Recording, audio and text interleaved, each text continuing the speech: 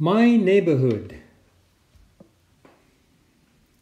If I could live any place in the world, I would still pick my street. Anyone who likes a bit of country would love it here. I can't imagine finding a more peaceful place to live. I like the colors best. During one day, you can see whenever you look. Giant cottonwoods with shiny leaves line both sides of the street. Fruit trees grow in neat rows in my neighbor's orchard. Acres of wild bushes with flowers cover the hills behind my house. In the late afternoon, you can see even more colors once the beautiful sunset appears. Deep red, oranges, and pinks smear the sky like streaks of paint. Then the sky turns dark blue just before getting completely dark. After dark, there are no street lights, so you can see each and every star clearly. They look like sparkling grains of salt sprinkled on black velvet.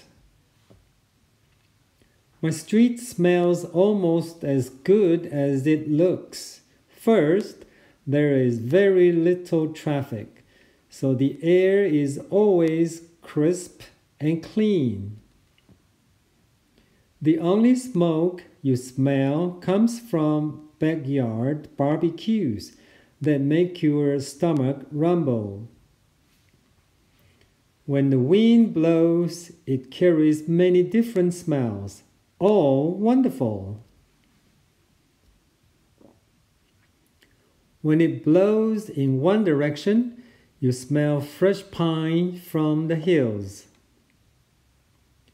When it blows in another direction, you smell sweet flower blossoms or ripe apricots from the orchards. Who needs perfume when you have all of this? Finally, my street is quiet. The loudest sound you'll ever hear comes from the animals. In the morning, roosters crow all over the neighborhood.